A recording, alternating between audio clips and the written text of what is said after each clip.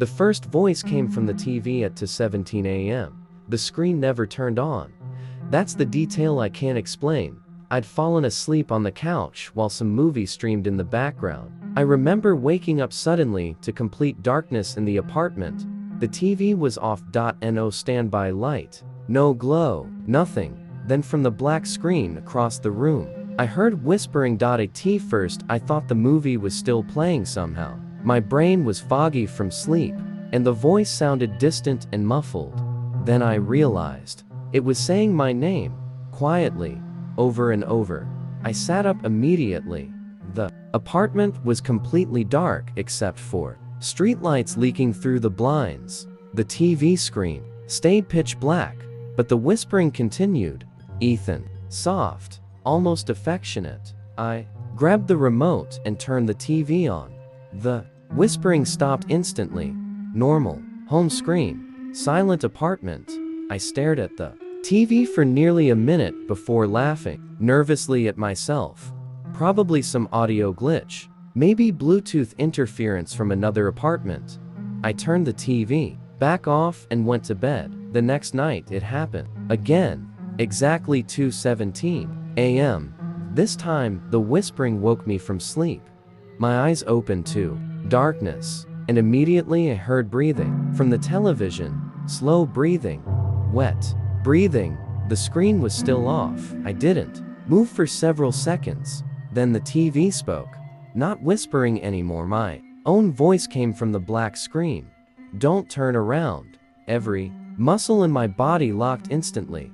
The voice sounded perfect, exactly like me, recorded, alive, like someone sitting inside the TV, speaking naturally.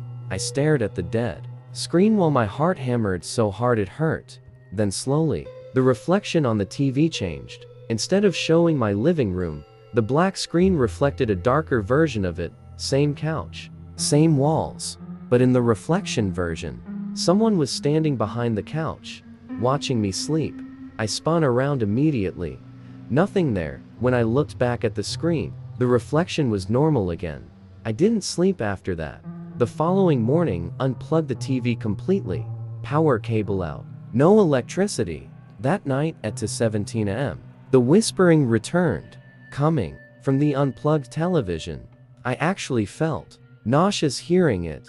The screen remained dead black, while voices murmured softly inside.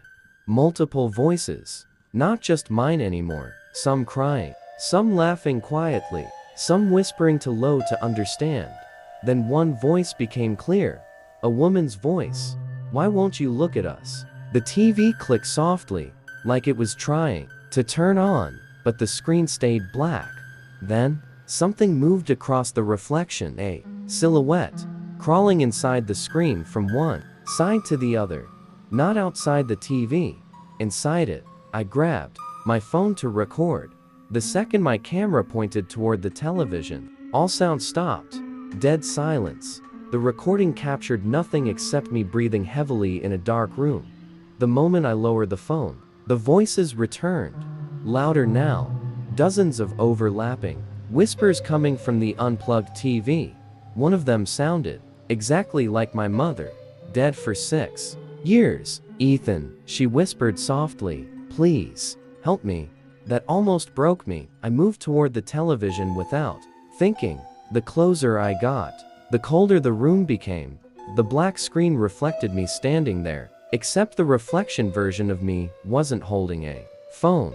He was touching the screen, and something inside the reflection was touching back.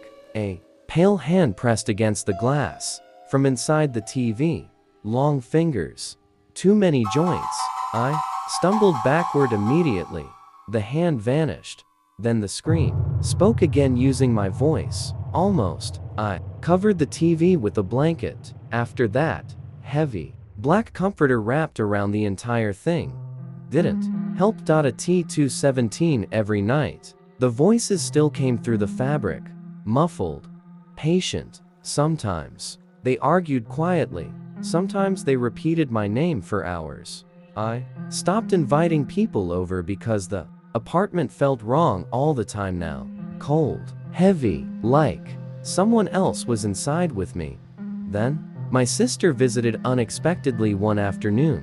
The moment she walked into the living room, she stopped and stared directly at the covered TV.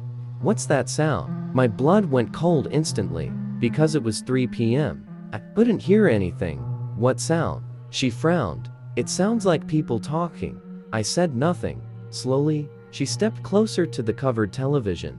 Then her face changed completely, pale, confused. "Mom?" I grabbed her arm immediately and pulled her away from it.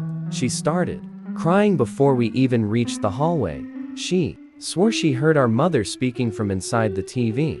That night, I didn't stay in the apartment. I slept at my sister's place across town. At exactly 2:17 a.m. Her TV turned on by itself.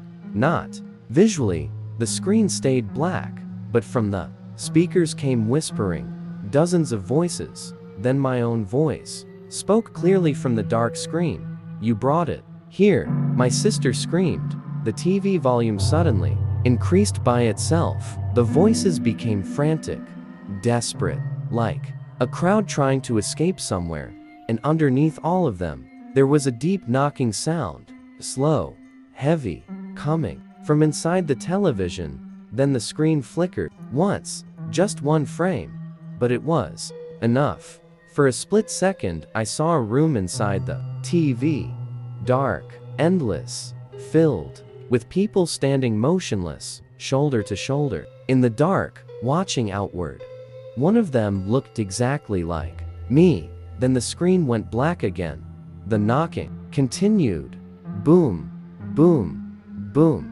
Something hit the inside of the screen hard enough to crack it.